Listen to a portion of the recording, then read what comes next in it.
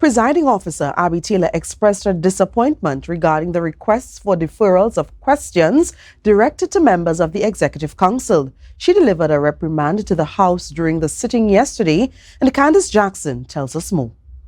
The Minority Council anticipated receiving answers to all the questions listed on the order paper for the 22nd sitting of the Assembly Legislature, but they were left disappointed. Question number 83 to the Secretary, Division of Infrastructure, Quarries and Urban Development.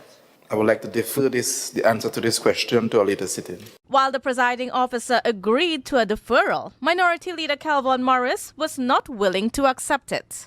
I hold the opportunity to ask follow-up if he submits this question, because we have been on a break, Madam Presiding Officer. I agree with you. That's why I asked him to submit it via written answer. Another request for a deferral was made when the Secretary of Tourism, Culture, Antiquities and Transportation, Tasha Burris, was questioned about the budget for Tobago Carnival scheduled for the last weekend in October. Madam Presiding Officer, at this time I'm not in a position to answer the question. I'm requesting a deferral to the next sitting.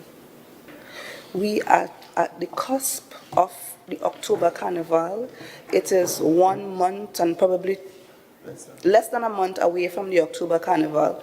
So it is quite unfortunate at this time, after having to submit these questions in keeping with the standing orders, that the Secretary can come here today and is unable to answer this question. Councillor Burris agreed to provide the answer in writing within a week's time. However, Minority Councillor Petal Daniel Benoit raised concerns.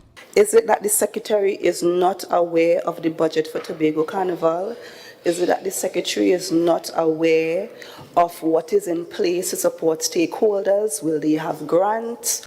When another question was posed, a request for a deferral occurred once more.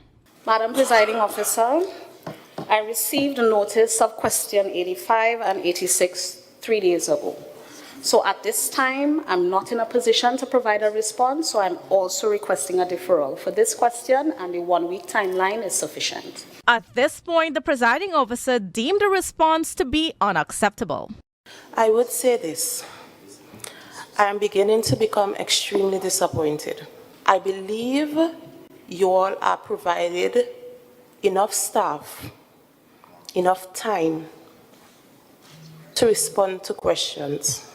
Taylor cautioned the House against making requests for deferrals in future sittings. Kandace Jackson, Tobago Updates Television News.